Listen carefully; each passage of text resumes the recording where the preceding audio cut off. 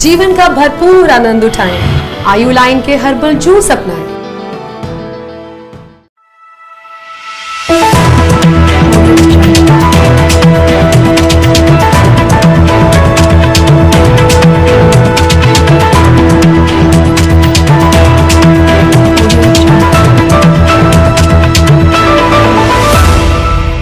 नमस्कार, जागो जम्मू न्यूज़ में आपका स्वागत है। मैं हूं किरण वर्मा। तो जैसे आप जानते हैं कि हम बर्निंग इशू लेके आपके सामने रूबरू होते हैं, तो आज हम बात करेंगे ई रिक्शा को लेके। और इसकी जानकारी देने के लिए इस वक्त मेरे साथ हैं तेजेंद्र पाल सिंह अमन, जो प्रेसिडेंट है ई रिक्शा यूनियन के। उनसे हम जानेंगे कि आप क्या करने जा रहे हैं ई रिक्शा लेके। जैसे आए दिन ब्लैक ऑटो जो हैं उनकी भी समस्या सामने आ रही है, ई रिक्शा वाले भी परेशान ही कर रहे हैं लोगों को। एक मामला सामने आया था, वो प्रोग्राम के बीच में मैं बात करूंगा आपके साथ। तो सबसे पहले तो आपका स्वागत है हमारे चैनल में। धन्यवाद। तेजेंद्र पाल जी, आप प्रेसिडेंट हैं इसके ई रिक्शा के, तो कब से आप बने हैं इसके प्रेसिडेंट? देखिए सर, 9 मई 2022 को एक इलेक्शन हुई थी जिसमें हमने ई रिक्शा के जितने भी ऑनर्स थे और ड्राइवर्स थे उनको मिला के एक इलेक्शन की थी। तो उसके बाद मैं आपसे माफ़ी चाहूँगा कि गुरप्रीत सिंह जी को हमने ई रिक्शा यूनियन का प्रेसिडेंट बनाया था, और बाकी जितने भी स्टैंड्स थे यहाँ पे जम्मू में जो हमने गवर्नमेंट की तरफ से आज जिनके ऊपर मोहर लगी है, तो उनकी तरफ से मुझे ई रिक्शा का चेयरमैन बनाया गया था। तो उसके बाद काफ़ी सारी दिक्कतें, परेशानी आई, जैसे कि ड्राइविंग लाइसेंस को लेकर आपने देखा होगा कि 1 साल पहले हमने एक प्रेस कॉन्फ्रेंस भी की थी प्रेस क्लब में, जहाँ पे लोगों के 5-5 हज़ार के चालान काटे जाते थे। और भी बड़ी सारी समस्याएँ कई जगहों पे, जैसे रेलवे स्टेशन हो गया, बस स्टैंड हो गया, एयरपोर्ट हो गया, वहाँ पे बड़ी सारी दिक्कतों और परेशानियों का सामना हमें करना पड़ा, क्योंकि वहाँ पे जो हमारे पेट्रोल ऑटो वाले, ब्लैक ऑटो जिसको बोला जाता है, तो उनके साथ इनकी कोई अंडरस्टैंडिंग नहीं बन रही थी। तो काफ़ी मेहनत करने के बाद, कड़ी मुशक्क़तों के बाद, आज की डेट में मुझे लगता है कि ऊपर वाले की कृपा से कहीं न कहीं उन चीज़ों पे अब रोक लगी है, और अब सब जो है भाई मिल के चलने की कोशिश कर रहे हैं। तेजेंद्र पाल जी, ई रिक्शा कब आया और कब इसके प्रेसिडेंट भी बन गए, इलेक्शन भी हो गए, इसके बारे में थोड़ा गौर फरमाएं। कितने लोग जुड़े हुए हैं अभी तक आपके साथ? मैंने जैसे कि आपको पहले बताया कि 9 मई 2022 को जब ये इलेक्शन हुआ था, तब मेरे ख़्याल से जम्मू में 130 से 140 रिक्शा होगा। आज की डेट में मेरे ख़्याल से जम्मू में 3000 रिक्शा होगा। ये तब इलेक्शन हुआ था। देखिए, आपने बोला कि कब रिक्शा आया और कब इलेक्शन हुई। कोई भी जब नई चीज़ आती है, कोई ना कोई इंसान उसको लीड करने के लिए चाहिए होता है। और मुझे लगा, मेरे मतलब कि जिन भाइयों ने मुझे चुना, उनको लगा कि शायद मैं इसके काबिल हूँ, तो उन्होंने मुझे इस लायक समझा। तो ये इलेक्शन आज से 1.5 साल पहले हुई थी। तो जिसके बाद हमने एडीसी साहब से भी बड़ी बार मीटिंग की, फिर उसके बाद डीसी साहब से भी मीटिंग की। ट्रांसपोर्टर से हमने मिले, ट्रांसपोर्टर ने हमें अपनी छतरी के नीचे लिया, और बस यही ऐसे ही चलता रहा। अब कुछ ऐसा आ गया है कि आज की डेट में कि आज सोशल मीडिया खोलो तो वहाँ पे सिर्फ एक ही न्यूज़ आएगी, e rickshaw, e rickshaw, e rickshaw. पर मुझे समझ नहीं आ रही ऐसा क्यों? ई रिक्शा की अगर हम बात करें, अभी पिछले दिनों का ही मामला है। ई रिक्शा में एक सवारी बैठती है, आर्मी जवान है, छुट्टी काट के आते हैं। वो बोलता है मेरे को थोड़ा बाथरूम आया, मैंने जाना है, तो ई रिक्शा वाला उसका सामान लेके भाग जाता है। क्या कहेंगे, कोई चेक नहीं है इसके ऊपर? सर देखिए, अगर कोई ड्राइवर ऐसा करता है तो मैं तो कहता हूँ उसके ऊपर कड़ी कार्रवाई होनी चाहिए। ड्राइवर और सवारी का रिश्ता होता है एक विश्वास का। अगर ऐसी ही बात है, अब हमारी ट्रांसपोर्टेशन में कितनी गाड़ियाँ चलती हैं, खाली ई रिक्शा को छोड़ दीजिए, मेटाडोरें चलती हैं, ब्लैक ऑटो चलता है, बसेस चलती हैं। अब ये है विश्वास और उसकी ईमानदारी, उस इंसानियत की ईमानदारी कि वो कितना ईमानदार है अपने काम को लेकर। अगर वो आज ऐसा किसी के साथ करेगा, तो वो कितनी देर चलेगा? वो ज़्यादा देर नहीं चलेगा। ये तो अब देखिए, 100 में से कोई एक ऐसा कोई निकलेगा, उसके ऊपर हम भी क्या कर सकते हैं? पर हाँ, जब तक हमारी नज़र में कोई चीज़ नहीं आएगी, हमारे तक कोई पहुँच नहीं होगी, तो हम क्या करेंगे? अगर हमारी नज़र में कोई चीज़ आएगी, हमें कोई बताएगा, तो हम उसके ऊपर पूरी कार्रवाई करेंगे, खुद साथ होके पुलिस के साथ जाके कार्रवाई करेंगे। आप ये बताएं कि एक प्रेसिडेंट और हैं गौरव कपूर जी, वो कहाँ स्टैंड करते हैं फिर? वो भी कह रहे हैं मैं ई रिक्शा का प्रेसिडेंट हूँ। तो मैं तो उनको जानता नहीं हूँ, ना ही मैंने कभी उनके बारे में इतना ज़्यादा सुना है। हाँ, डेमोक्रेसी है, कल को कोई भी उठ के प्रेज़िडेंट बन सकता है, बने, हमें कोई दिक्कत नहीं है उससे। आज की डेट में हज़ारों पॉलिटिकल पार्टीज़ हैं, उन सब के प्रेज़िडेंट हैं।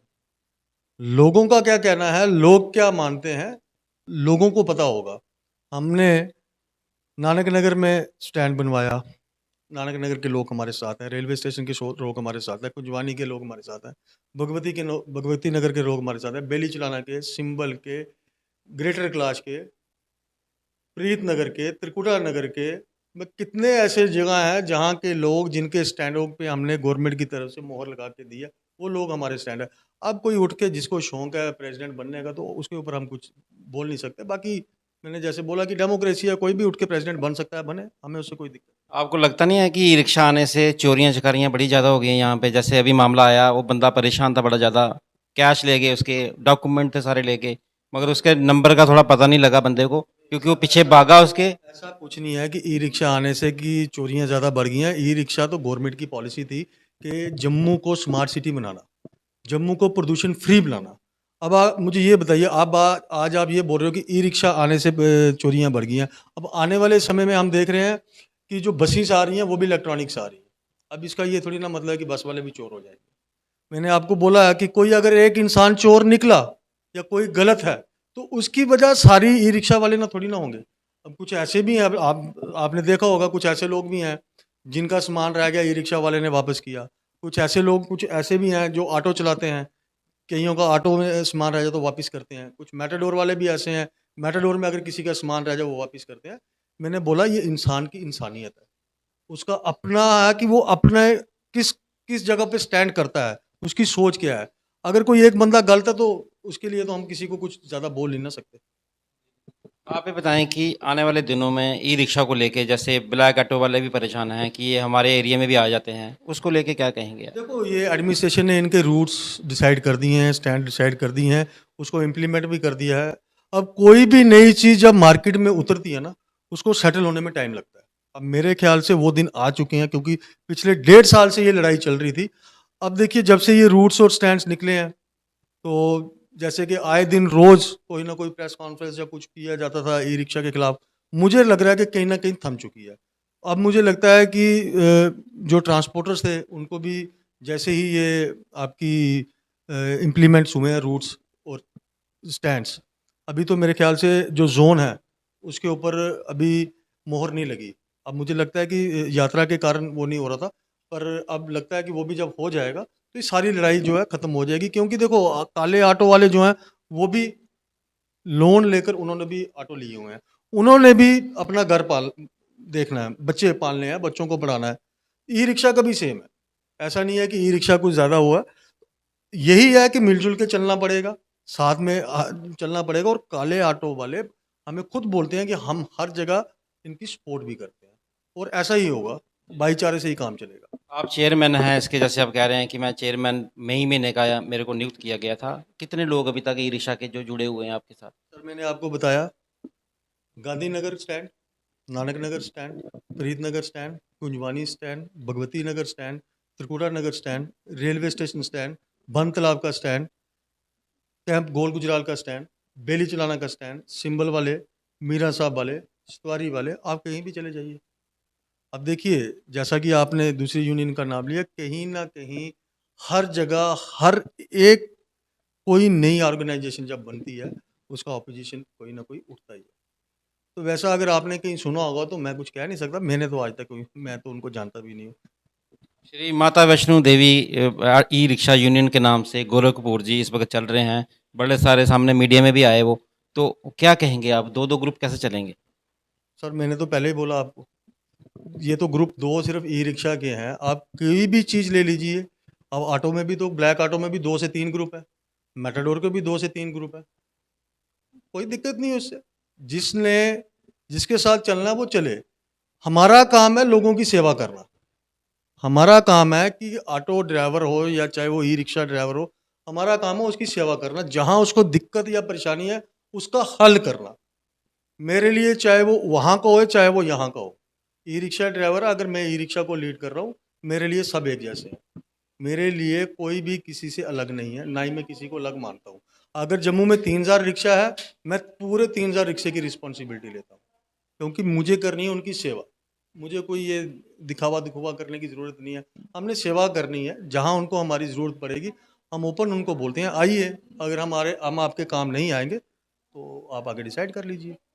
आप क्या अंत में मैसेज देंगे, खास करके ब्लैक ऑटो वालों को, फिर ई रिक्शा वाले जो लोग जुड़े हुए हैं उनको क्या एक संदेश देना चाहिए? मैं उनको यही बोलूँगा कि हमें आपसी भाईचारा बना के चलना पड़ेगा।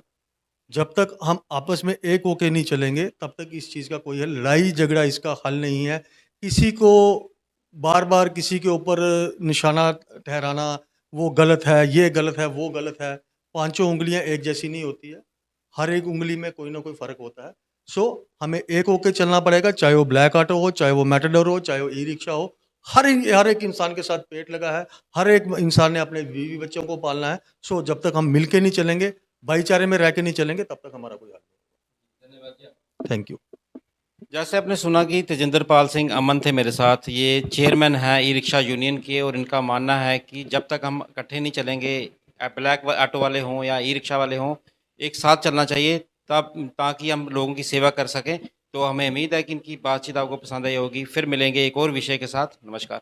जीवन का भरपूर आनंद उठाएं, आयु लाइन के हर्बल जूस अपनाएं।